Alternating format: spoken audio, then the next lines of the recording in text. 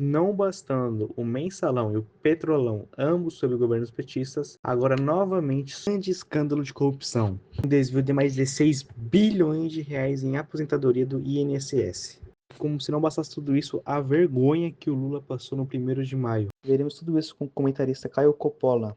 1º de maio petista é uma excelente oportunidade para a gente falar não só sobre o movimento sindical, mas também sobre a impopularidade do governo Lula e também sobre a fraude bilionária do INSS, que inclusive beneficiou o sindicato dirigido pelo irmão do Lula. Vamos começar então pela corrupção do Instituto Nacional do Seguro Social, famoso INSS. Ao contrário da narrativa, repetida a exaustão pelas gargantas de aluguel na imprensa, não foi o governo quem tomou a iniciativa de investigar essa fraude bilionária. Quem denunciou publicamente o escândalo foi o jornalista Luiz Vassalo, em 27 de março de 2024, que inclusive relatou a relutância do governo em divulgar os dados solicitados. Segundo ele, o aumento injustificável do faturamento dessas associações, desses sindicatos, foi constatado pela Lei de Acesso à Informação, dados que o INSS, de início, se recusou a fornecer. Foram meses de recusa e de recursos.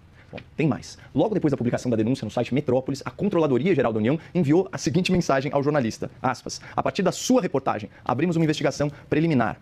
Mas, pessoal, isso foi no começo de abril do ano passado. De lá para cá, bilhões de reais foram roubados de idosos vulneráveis, mostrando que as instituições, sob comando de Lula e seus apaniguados, foram, na verdade, omissas. Essas instituições foram, no mínimo, negligentes. Eles sabiam das dezenas e dezenas de milhares de processos judiciais contra o INSS, contra os sindicatos, contra as associações. Eles sabiam do desfalque bilionário nas contas públicas. Mas eles sabiam que a imprensa sabia. E que, portanto, era impossível abafar o escândalo e não fazer nada. Por isso, ao invés de não fazerem nada, o governo Lula e seus indicados decidiram fazer muito pouco. E só agora, um ano e alguns bilhões de reais depois, tomaram a providência mais óbvia, que é afastar algum dos potenciais envolvidos. Mas, enfim, o ponto aqui é o seguinte, todo o mérito pela apuração, pela denúncia dessa fraude bilionária, pertence exclusivamente à imprensa, assim como foi no caso do Mensalão, o primeiro de tantos escândalos de corrupção do lulopetismo. Agora, imagine que decadente seria a participação presencial do Lula nesse 1º de maio.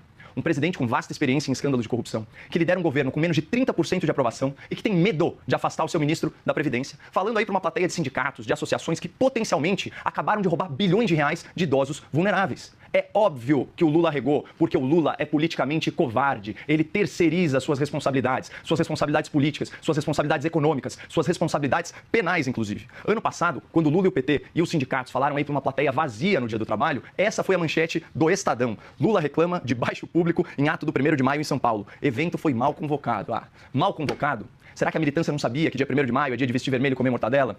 Hein? Claro que sabia. Todo trabalhador sabe que tem festa sindical no 1º de maio e todo trabalhador faz questão de não ir, porque quem trabalha não se sente mais representado pelo PT, pela CUT, pelo peleguismo em geral. Houve um despertar político na sociedade brasileira produtiva. O trabalhador agora sabe que quem explora a sua força de trabalho não é o patrão, o capitalista malvadão. Quem explora o trabalhador brasileiro é o Estado, que, em média, fica com 40% da sua renda na forma de impostos e taxas. Ou seja, o trabalhador esclarecido sabe que ele trabalha até o dia 29 de maio só para pagar um governo atolado em corrupção, em privilégio e em esbanjamento. Alguém acha, em sã consciência, que esse trabalhador, no seu feriado de 1º de maio, vai querer prestigiar um governo que acabou de assaltar os aposentados e aplaudir o Lula, estrela da Lava Jato, aplaudir o ministro da Fazenda, conhecido como Tachad, aplaudir a primeira-dama, apelidada de Esbanja? O melhor mesmo para o Lula, Basília, é botar a culpa nos companheiros do sindicato e faltar à sua própria festa esvaziada. Bom, foi isso. Se vocês gostaram, deixa o like e comentem aqui embaixo o que vocês acharam sobre esse grande escândalo do governo Lula.